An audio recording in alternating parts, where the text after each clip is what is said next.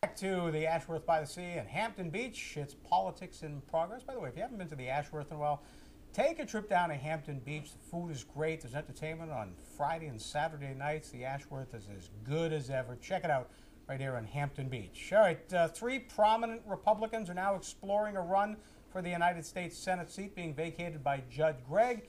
Kelly Ayotte has, of course, been running her exploratory committee for some time.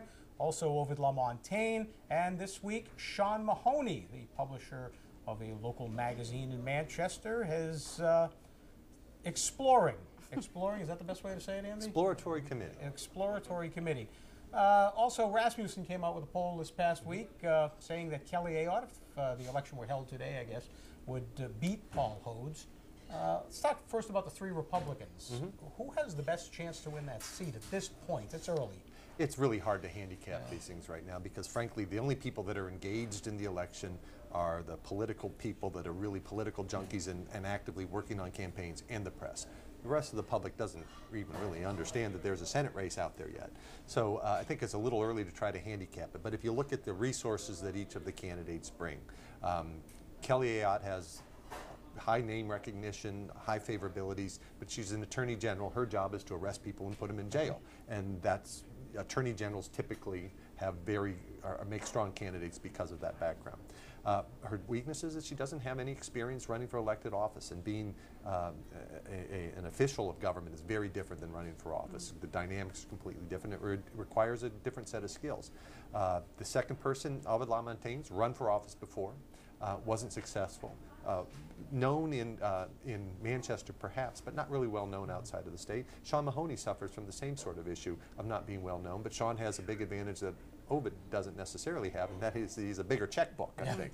So he has some resources bringing there, and he also has connections in Washington because he's been a representative for the Republican National Committee.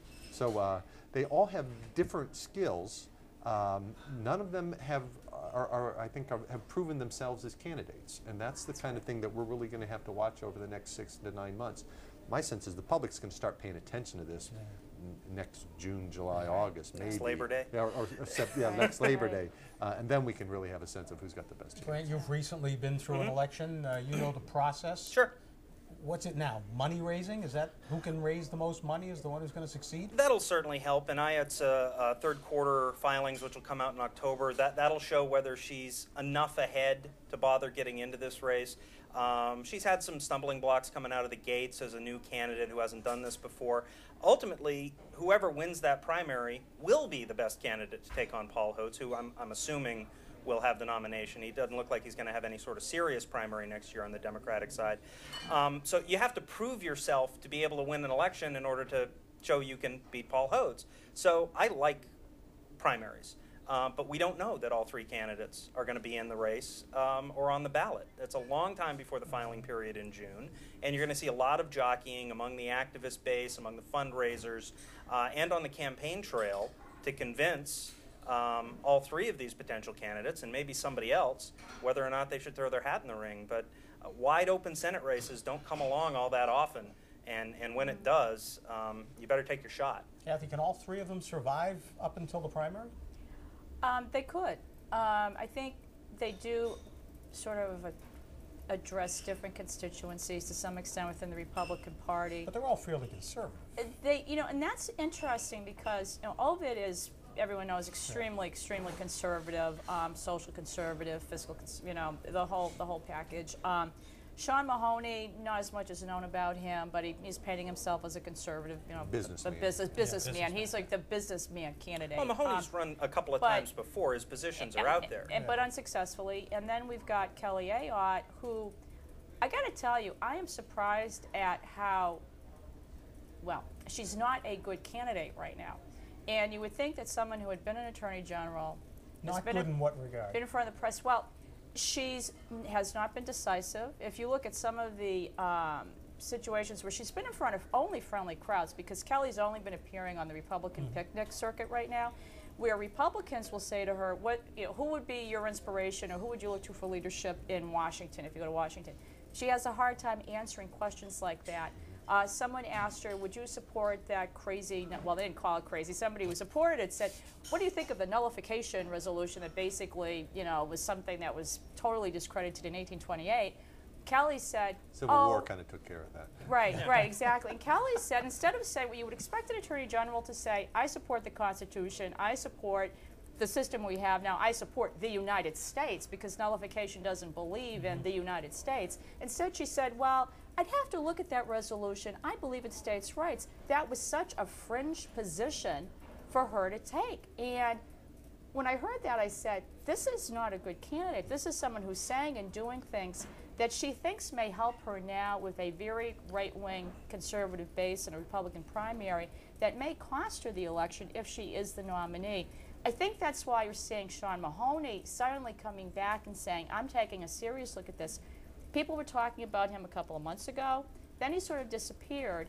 Kelly does her thing. She's out on the circuit, stumbles several times, and now Sean Mahoney's being very serious about looking at it, which I think tells you she's got problems. Plus, there's a real resentment among the Republican grassroots about the fact that the Republicans in Washington have basically said Kelly Ayotte is a candidate, and that's not good for her. You bring out a good point. I think that one of the problems that any candidate has is they have to know why they're running, and they have to have a coherent, consistent political philosophy. So when they get the questions from left field, they know how to answer it. It's not something that they have to really think about because they have a feel for what the implications are of it. And a lot of that is based on, you know, certainly reading and exposure and paying attention to politics, but a lot of it just practice.